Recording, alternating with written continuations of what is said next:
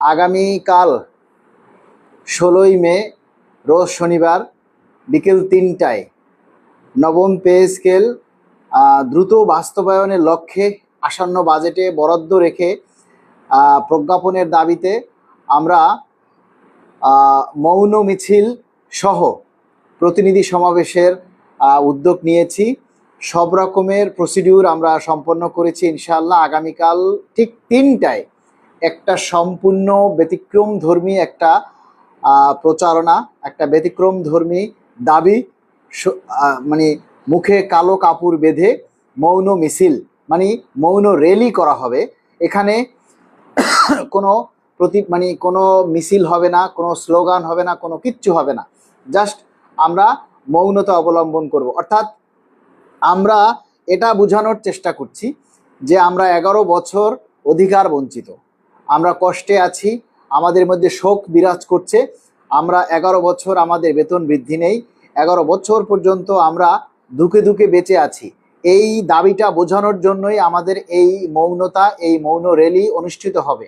আপনাদের সকলের কাছে অনুরোধ, আমাদের নিজেদের দাবিটা এই শেষ সময়ে এসে সরকারের কাছে তুলে ধরার জন্য সবাইকে অনুরোধ করব। অন্তত ঢাকার মধ্যে যারা আছেন সবাই আগামীকাল ঠিক 3টার মধ্যে, 3টা থেকে 3টা 10-এর মধ্যে আমরা এই কর্মসূচি শুরু করব এবং আমরা অল্প জায়গা প্রদক্ষিণ করে আমরা আবার আমাদের প্রতিনিধি সমাবেশে আমরা ঢুকে যাব আব্দুল সালাম হলে। তাই আপনারা সবাই এই মৌন মিছিলে অংশ নেবেন আপনার দাবি বাস্তবায়নের জন্য। বিষয়টা হচ্ছে, আমরা দেখেন আগামী বাজেট 11ই জুন বাজেট ঘোষণা হবে। সেই বাজেটে যদি আমাদের জন্য বরাদ্দ না থাকে তাহলে আমরা 12ই জুন থেকে আমরা আবার আন্দোলন করব বাজেটে বরাদ্দ রাখার জন্য, এইটা সেইটা। মানে বিষয়টা হচ্ছে একটা জিনিস হয়ে যাওয়া জিনিস বাস্তবায়ন করা আর একটা না হওয়া জিনিস আবার আন্দোলন করে আবার সেখানে পজিটিভ করা, এটা কিন্তু এত সহজ নয়। আজকে আমরা দেখলাম যে দাবি আদায় ঐক্য পরিষদ সাংবাদিক সম্মেলন করেছে।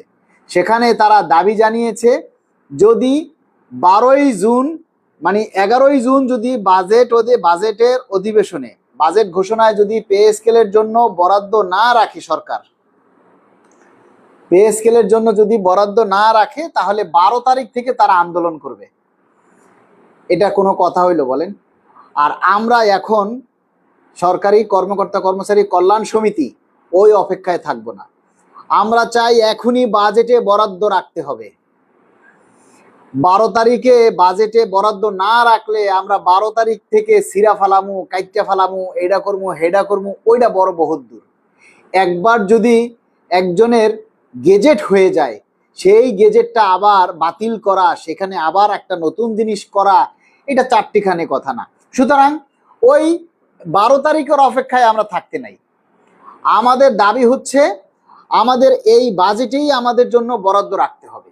সেই বরাদ্দ রাখার জন্য, সেই দাবিটা জোরালোভাবে করার জন্য আপনারা আগামীকাল 16ই মে কেন্দ্রীয় শহীদ মিনারে, জাতীয় প্রেস ক্লাবে আপনারা উপস্থিত হওয়ার কোনো বিকল্প নেই। যারা মনে প্রাণে চাচ্ছেন যে পে স্কেলটা বাস্তবায়ন হোক বা পে স্কেল আদায় হোক, তারা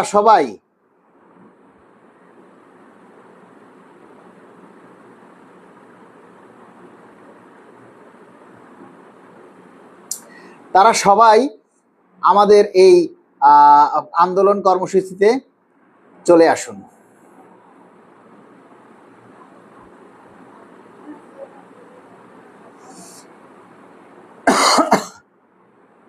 তারা সবাই চলে আসুন, আপনারা আগামীকাল সবাই চলে আসুন।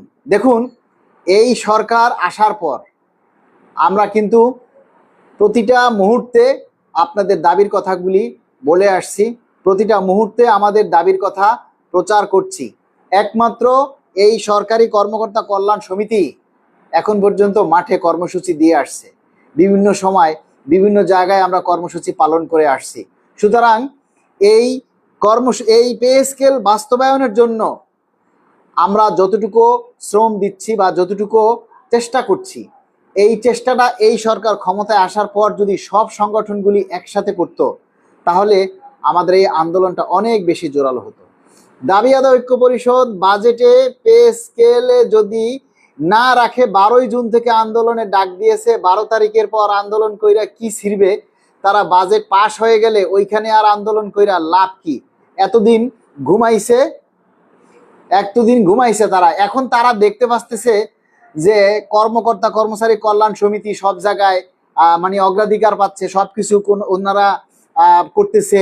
এখন এই জন্য আমাদেরকে দেখানোর জন্য তারা আজকে একটা সাংবাদিক সম্মেলন করেছে, যেখানে 20 জন লোক উপস্থিত হয়নি।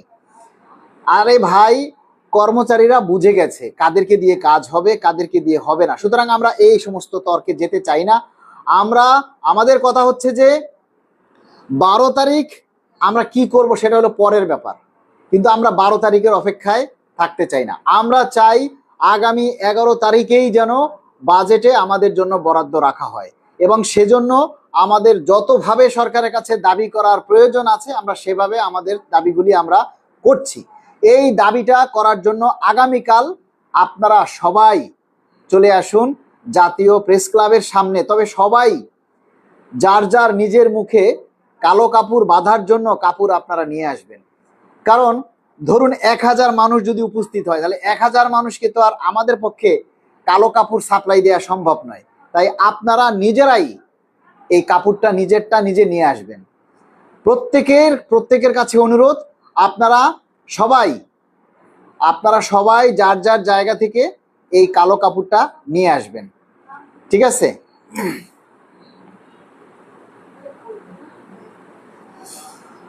আমরা আজকে সংবাদ সম্মেলন করেছে তারা, মূলত তারাই পে স্কেল ঘোষণায় বাধা প্রদানকারী। সুকৌশলে তারা নিজেদের পকেট ধরনের পার্টির তত্ত্বাবধায়ক সরকার আমলে 130টা না 32টা সংগঠন সাক্ষাৎ করেছে, আজ তারা নেই। মহান আল্লাহ সাহায্য চাই। নুরুল ইসলাম। আচ্ছা, যাই হোক, আপনারা যারা আছেন বর্তমানে, সবার কাছে আমরা বলেছিলাম যে ভাই আগামীকালকে আমাদের বিশাল বৃহৎ একটা প্রোগ্রাম, এই প্রোগ্রামটাতে আপনাদের একটু আর্থিক সহযোগিতা আমরা চাই, কিন্তু আপনাদের কাছ থেকে আমরা তেমন সাড়াটা পেলাম না। বড় দুঃখ লাগে। আপনাদের জন্যই আন্দোলন করতেছি, আপনাদের জন্য প্রোগ্রাম করতেছি, আপনাদের জন্যই কর্মসূচি, অথচ আপনারা একটু আর্থিক সহযোগিতা করতে পারেন না। আমার স্ক্রিনে যে নাম্বারটা দেখতে পারতেছেন, এই নাম্বারটাতেই আপনারা সহযোগিতা করতে পারেন। এটাতে বিকাশ আছে, নগদ আছে। সুতরাং আপনারা যদি মনে করেন যে না, দাবিটা আপনার পে স্কেল প্রয়োজন, তাহলে আপনি আপনার সাধ্যমতো আমাদেরকে আসলে একটু সহযোগিতা করতে পারেন। আমি সেজন্য আপনাদেরকে অনুরোধ করতেছি যে ভাই, আপনারা সবাই মিলে একটু দাবির কথাটা একটু সবাই প্রচার করুন, আর আমাদেরকে সাধ্যমতো একটু সহযোগিতা করার চেষ্টা করুন।